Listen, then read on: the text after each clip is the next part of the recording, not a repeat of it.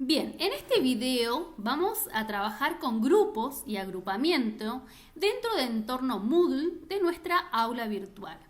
En primer lugar, vamos a ver qué es un grupo y qué es un agrupamiento. Un grupo, como lo dice ahí, es una colección de usuarios o de alumnos y se utiliza para restringir el acceso a actividades de un determinado grupo de alumnos. Sin embargo, los agrupamientos también son una colección, pero en este caso de grupos, una colección de grupos. Y permite diferenciar no solo las actividades, sino también los recursos de un grupo de estudiantes. Muy importante que antes de crear un agrupamiento, por supuesto, tienen que estar creados los grupos. Entonces tenemos tres posibles estados de los estudiantes: usuario, individuo, una sola persona o alumno; un grupo cuando tenemos un conjunto de alumnos; y un agrupamiento cuando tenemos un conjunto de grupos. Como podemos ver aquí en el resumen, aquí tenemos los grupos que pueden estar compuestos por una o varias personas o estudiantes, y trabajamos aquí, controlamos las actividades. Y cuando hablamos de agrupamiento, es un conjunto de grupos y podemos trabajar tanto actividades como recursos. Bien, ahora vamos a ver la parte práctica, cómo trabajamos con grupos y agrupamientos. Bien, aquí nos encontramos dentro del aula virtual. Yo voy a tomar esta materia que es ofimática de modelo para poder ver cómo trabajamos. Para poder trabajar con los grupos, lo primero que tenemos que hacer es ir a la parte izquierda de nuestra aula virtual, donde tenemos la opción de participantes. Vamos a ver aquí en la ruedita que nosotros ya tenemos habilitada la opción de grupo. Sin embargo, eso no es todo lo que necesitamos para poder trabajar con los grupos. Vamos a volver a nuestra materia. Tenemos aquí la ruedita para poder editar los ajustes de la materia. Vamos a acceder a editar los ajustes de las materias. Y aquí lo primero que tenemos que ver es que en la opción, el parámetro de grupos, ¿sí?, aquí tenemos tres tipos de parámetros: sin grupos, grupos separados o grupos visibles. ¿Qué quiere decir? Que no vamos a trabajar con grupos, que cada estudiante va a ver solamente el contenido de su grupo, y la última opción, que los estudiantes van a poder ver todos los grupos. Cualquier cosa, aquí tienen una ayuda si no recuerdan cuál es la opción.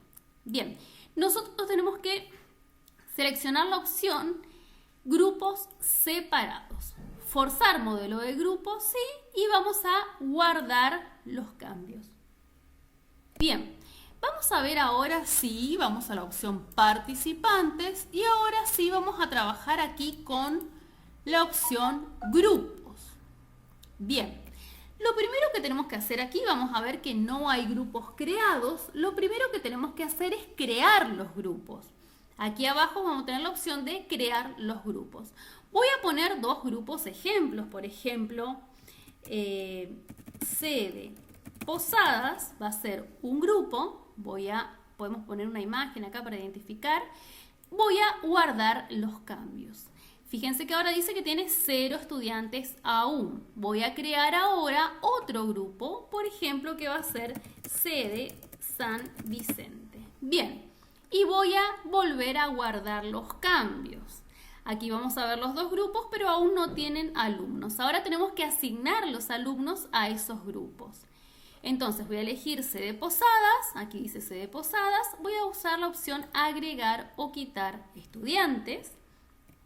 Y lo que voy a hacer es seleccionar, como aquí ustedes ven que puedo ir seleccionando. Si presiono la tecla control, voy a ir seleccionando varios estudiantes y voy a agregar a la sede Posadas.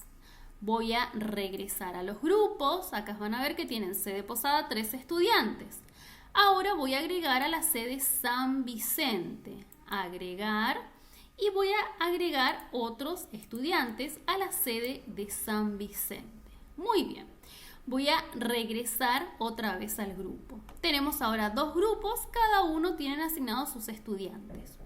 Luego también puedo crear un agrupamiento. ¿Qué quiere decir? Que en este caso, si creo un agrupamiento con las dos sedes, en algún momento van a poder ver contenidos ambos grupos. Entonces voy a crear agrupamientos, voy a poner la opción, por ejemplo, solo un ejemplo, todos los grupos, y voy a guardar los cambios, ¿sí?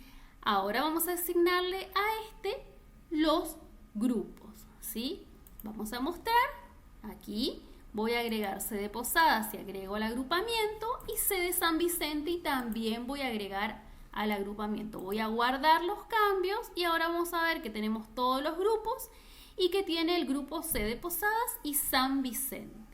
Muy bien, ya creamos los grupos y los agrupamientos. Lo que vamos a hacer ahora es crear alguna actividad o un recurso.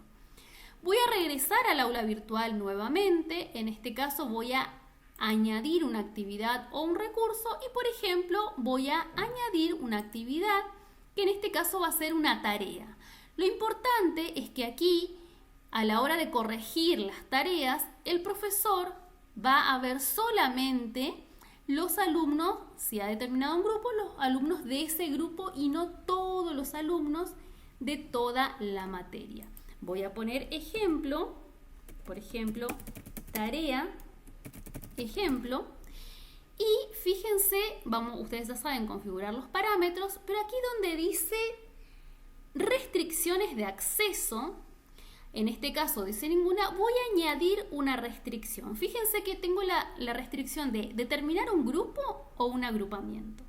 En este caso yo voy a elegir un grupo y aquí me permite seleccionar para qué grupo. En este caso voy a elegir C de Posadas, voy a añadir si quiero otra restricción, pero en este caso no, y voy a guardar los cambios. Entonces, esta tarea, fíjense en la descripción, ¿sí? Dice que pertenece al grupo C de Posadas, ¿sí? Entonces aquí tenemos el nombre de la tarea. Si queremos, por supuesto, podemos ocultar o mostrar, pero fíjense cómo es tan fácil trabajar con grupos y agrupamientos. El profesor que corrija esta tarea va a ver solo los alumnos que fueron asignados a la C de Posadas.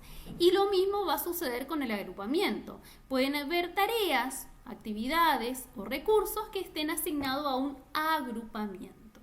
Así que bueno, les invito a que puedan probar, y sobre todo los docentes que comparten la misma materia en distintas sedes puedan utilizar este elemento que es tan útil, que son los agrupamientos y los grupos.